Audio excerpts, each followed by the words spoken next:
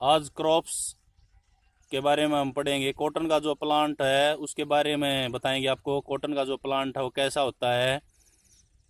ये देखिए इधर है, ये कॉटन का प्लांट है। अभी ये छोटा पौधा है, कम से कम 20-25 दिन का है। 25 दिन के बाद ये और बड़ा हो जाएगा और पूर्ण रूप से विकसित होने के बाद में लगभग ये 5 से 6 फुट के आसपास हो जाता है।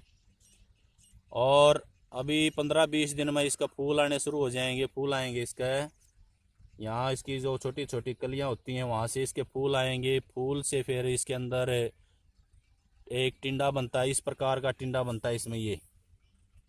ये पिछले साल का है, एक पौधा बच गया था कोने में, उसके लगे हुए हैं अभी, ये उसका लेके आए हैं।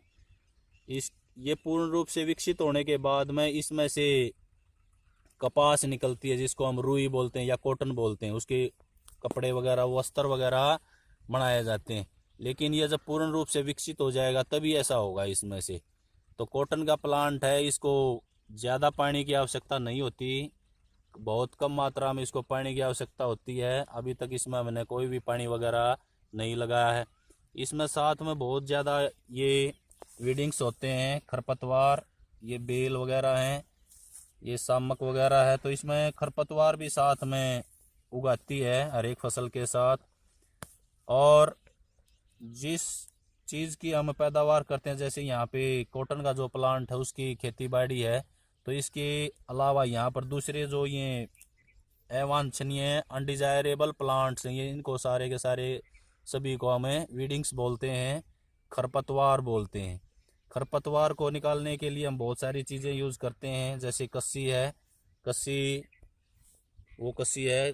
और इस साइड में ये कसोला वगैरह है, कसोला, इनकी ये मोस्टली ये चीज़ें हम यूज़ करते हैं। कस्सी, कस्सी का ये भाई है कसोला, इन दोनों को हम यूज़ करते हैं। हाथ से भी और ट्रैक्टर वगैरह के द्वारा भी इनकी निराई की जा सकती है, लेकिन वो ऐसा कम मात्रा में होता है। उसके द्वारा जो पौधे हैं उनको नुकसान हो जाता है, ट्रैक्टर पौधों को तोड़ देता है। तो कस्सी के द्वारा और कसोले के द्वारा ये अच्छी प्रकार से किया जाता है। अब इन पौधों की जो बिजाई है वो कतारों में होती है। ये देखो, ये कतार है, इसकी पंक्तियां हैं, और इनके बीच में लगभग कम से कम 2-2.5 फुट का डिफरेंस होता है। यहाँ पे देखो, ये पौधा इधर है, यहाँ से और यहाँ तक, इनके बीच में कम से कम 2-2.5 का डिफरेंस होता है, क्योंकि ये बाद में पूर्ण रूप से विकसित हो जाते हैं। ये बड़े बड़े पौधे बनते हैं इसके। बड़ा पौधा है, इसकी इधर ग्रोथ होगी, दूसरे की ग्रोथ बहुत बड़े बन जाते हैं। इनके अंदर बहुत सारे जो खाद वगैरह है उनका यूज़ नहीं करते हमें। दूसरी जो फसल होती हैं उनके अंदर इनका बहुत अधिक मात्रा में यूज़ किया जाता है, जो हमारे खाद वगैरह हैं। इसमें 1 एकड़ है, जैसे ये किला है, यहाँ पर देखो, ये साथ में उधर इसके अंदर, उधर देखो, तो ये पूरा 1 एकड़ का लगभग है। और ये यहाँ पे कम से कम 2-3 किले में कॉटन के जो प्लांट्स हैं वो लगे हुए हैं। वो उधर कसोला चल रहा है और इधर ये नसीब भी मंडा हुआ है पूरे रूप से। ये इसको निराई कर रहा है, जो खरपतवार है उसको कस्सी के साथ निकाल रहा है। और अर्ली इन द मॉर्निंग है, ये सुबह सुबह बहुत जल्दी यहाँ पे हम पहुँचे हैं।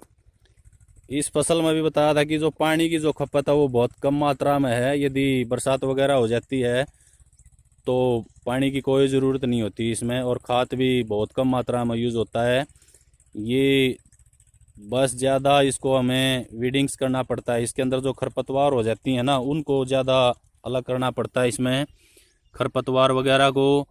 इसके अलावा इसमें ज़्यादा इतनी कोई खुबात नहीं है, ज़्यादा डिस्टर्बेंस वगैरह नहीं होती इसमें, बहुत अच्छी पैदावार है।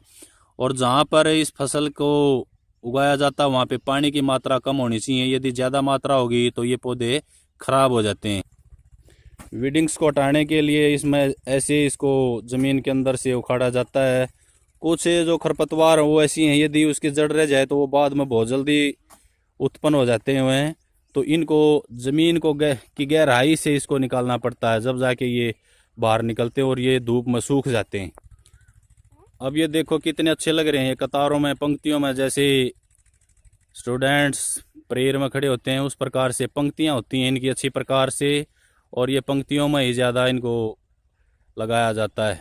और 1 एकड़ में यानी कि 1 किला में लगभग 450 ग्राम के आसपास बीज डलता है। 1 पैकेट बोलते हैं उसको, लेकिन जो व्यापारी हैं वो कहते हैं कि खेत में कम से कम 2 पैकेट डालो, वो ज़्यादा बेचने के लिए। ये 1 एकड़ खेत, 1 किला का जो खेत है, इसके अंदर मैंने 1 ही पैकेट लगाया और देखो कितनी अच्छी कॉटन का जो प्लांट है वो कैसे ग्रो कर रहा है इसमें। तो इस प्रकार से इसमें पौधे जो होते हैं कॉटन के बहुत ज़्यादा ग्रोथ करते हैं। और ये वही प्लांट हैं जो नर्सरी से लेके आए थे हम। इसके अलावा आगे भी लगाए हुए हैं वो प्लांट हैं, वो सारे नर्सरी से लगाए हुए थे। पशुओं ने तोड़ भी दिए, लेकिन अब भी फिर बहुत ज़्यादा ग्रोथ कर रहे हैं, अच्छे हैं।